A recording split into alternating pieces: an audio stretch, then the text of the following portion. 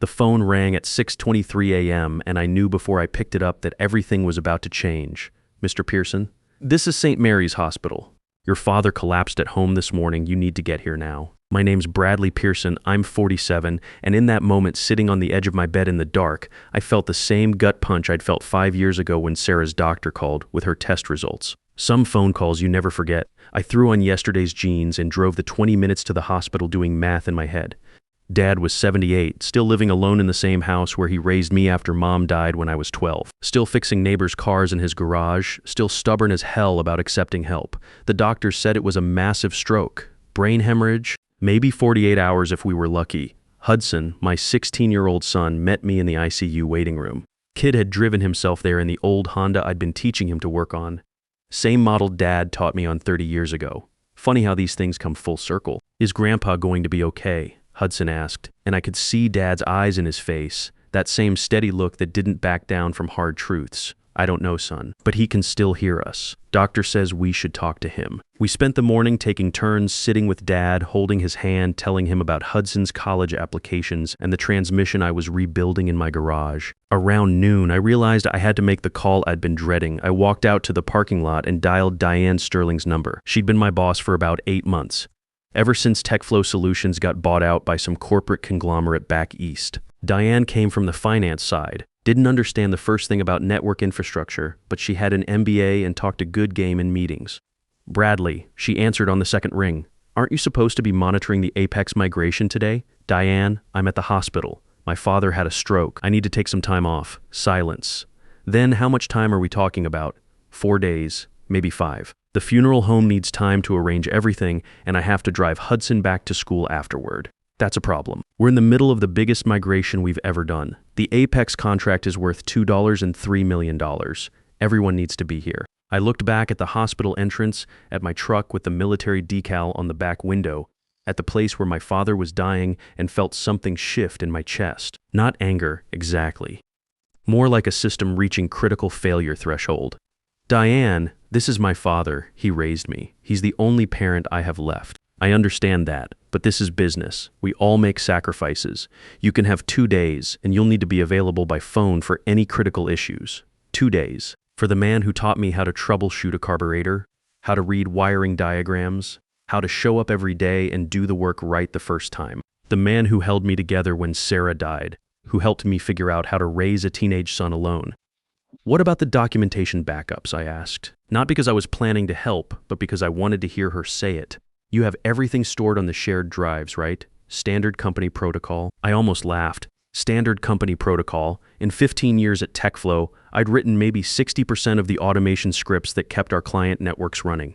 Custom monitoring tools, disaster recovery procedures, integration protocols for legacy systems that predated half our current staff. Most of it living in my personal folders because the company documentation system was a joke and getting approval to update it took 6 months of committee meetings.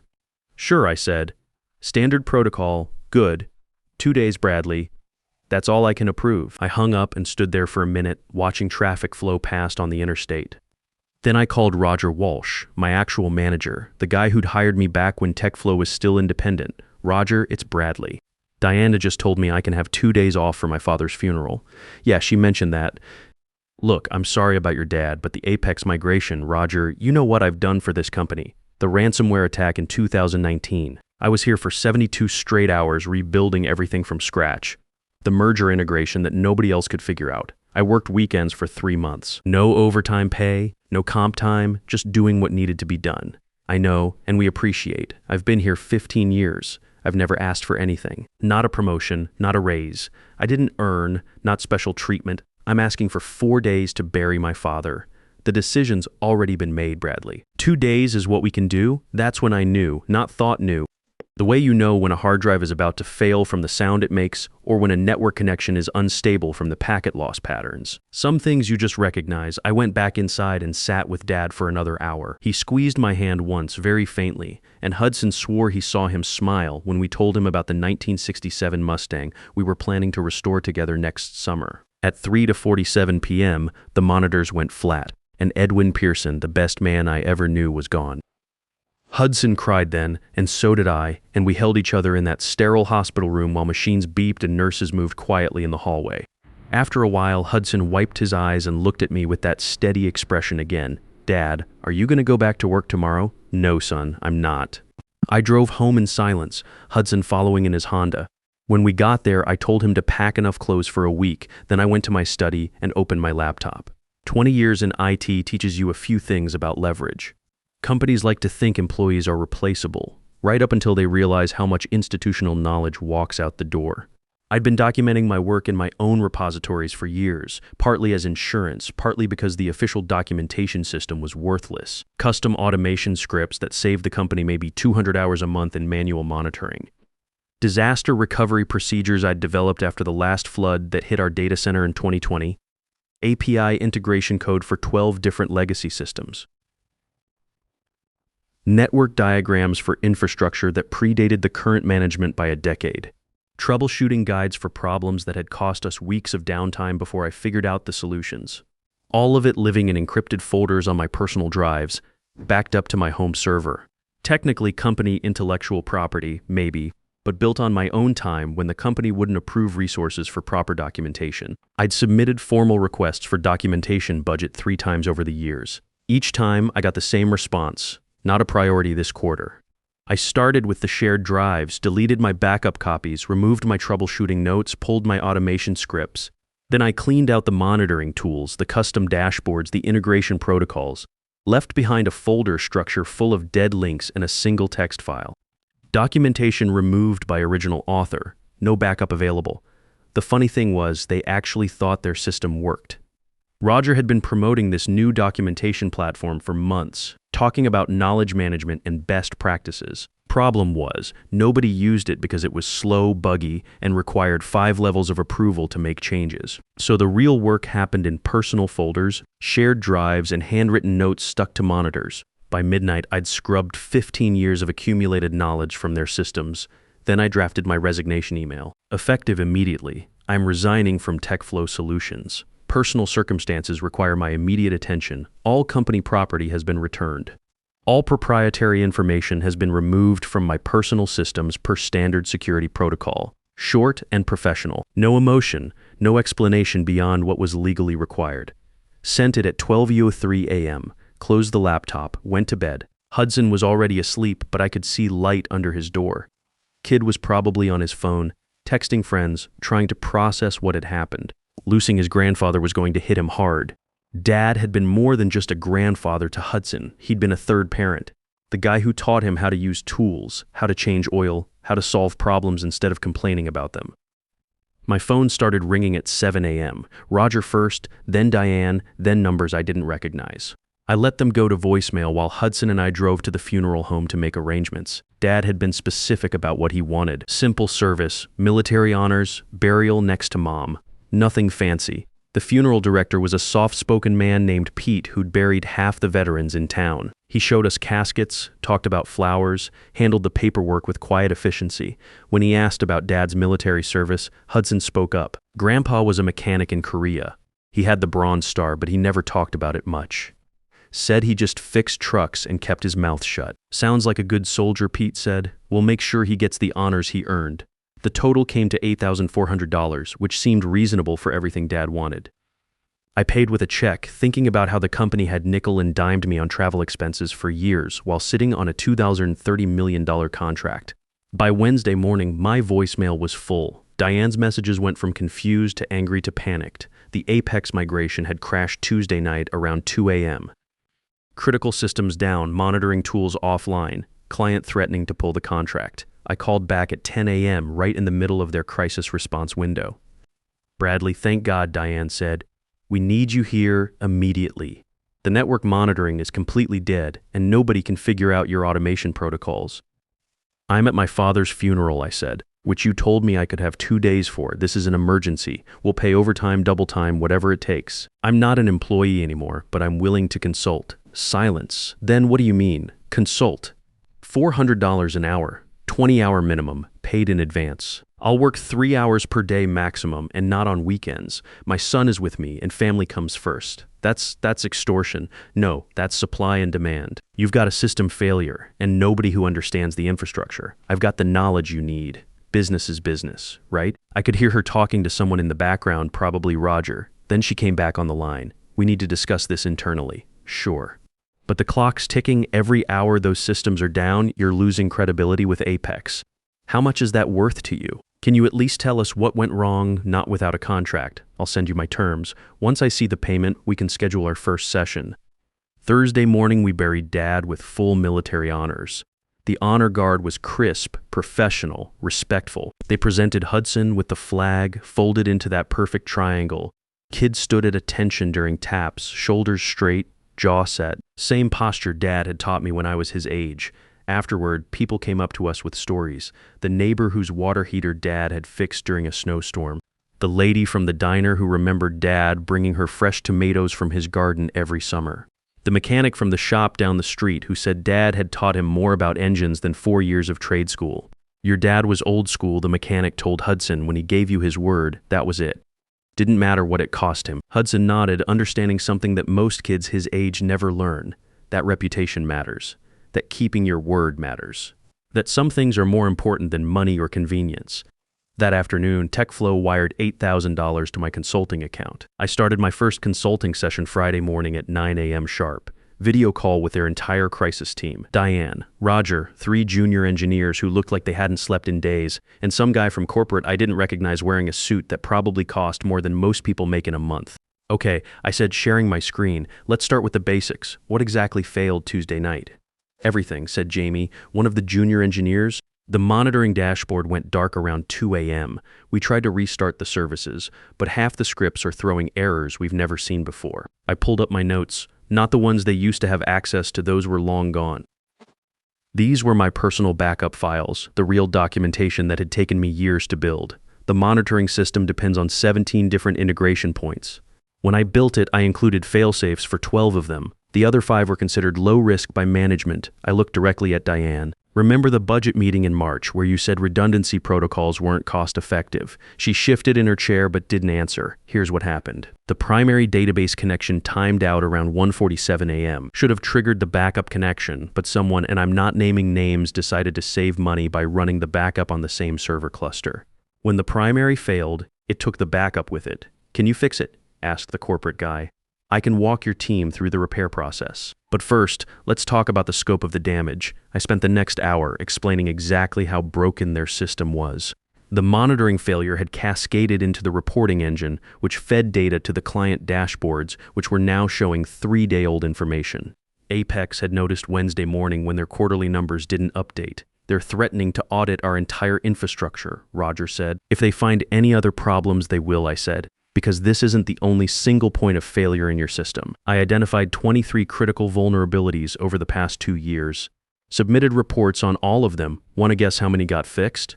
Silence, 4. The ones that affected executive dashboards, the rest were classified as technical debt and pushed to next quarter. The corporate suit was taking notes. How long will it take to stabilize everything? Depends on your team. If they follow my instructions exactly, maybe 3 days. If they freelance and try to improve on my design, could be 3 weeks. What about long-term stability? Diane asked. I smiled, not a friendly smile. That's a separate conversation. Today's session covers emergency repairs only. If you want me to redesign your infrastructure for actual reliability, that's a different contract. We spent the remaining 2 hours walking through the restoration process step by step. I had them document everything, partly to make sure they understood it, partly because I knew they'd mess something up and need to start over. Next session is Monday morning, I said when we hit the 3-hour mark, same time. Wait, said Jamie, we might have questions this weekend. Monday morning, I repeated and ended the call. Hudson and I spent the weekend cleaning out Dad's house. Found his tools neatly organized in the garage, each one clean and in its proper place. Found the watch he'd worn for 40 years, still keeping perfect time. Found a letter addressed to Hudson, written in Dad's careful handwriting. Your grandfather wanted you to have this, I told Hudson, handing him the watch. He believed in doing things right, treating people with respect, and never backing down from what's important. Hudson strapped it on his wrist. Perfect fit. Dad had always been good at planning ahead.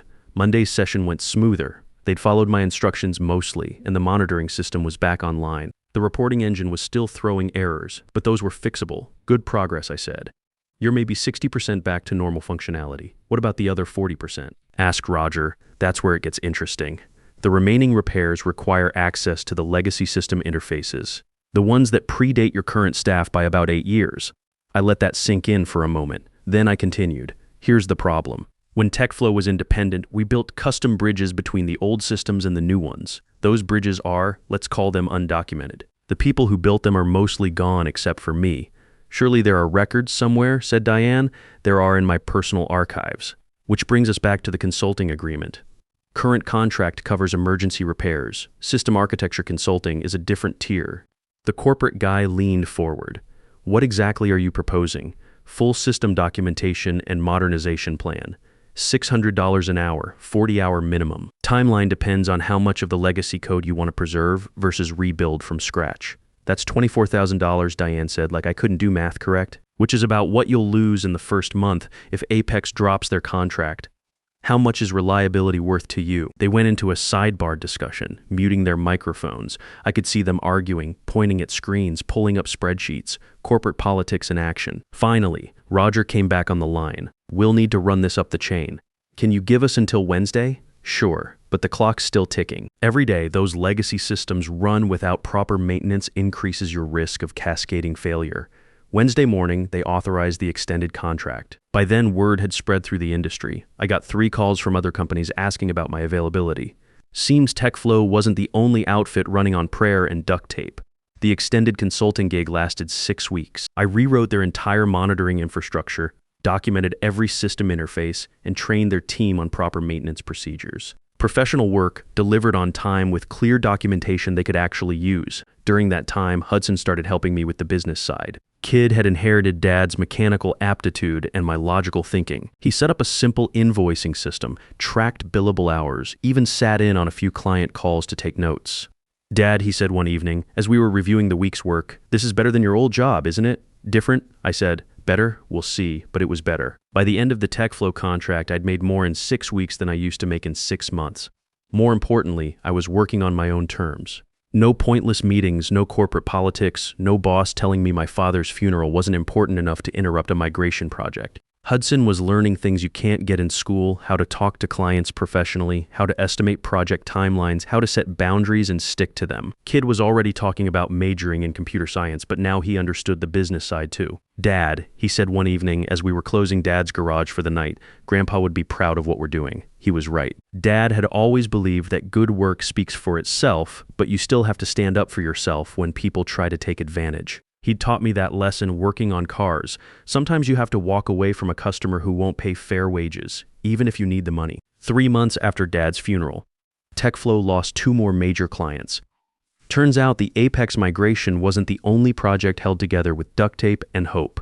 Word got around the industry that their infrastructure was unreliable. In IT, reputation is everything. Diane got transferred back to finance. Roger took early retirement. The corporate guy in the expensive suit brought in a whole new management team and started rebuilding from scratch. They called me twice asking if I'd consider coming back as CTO. I politely declined. Instead, I started Pearson Systems Consulting in Dad's garage. Same workbench where he'd taught me to use tools properly.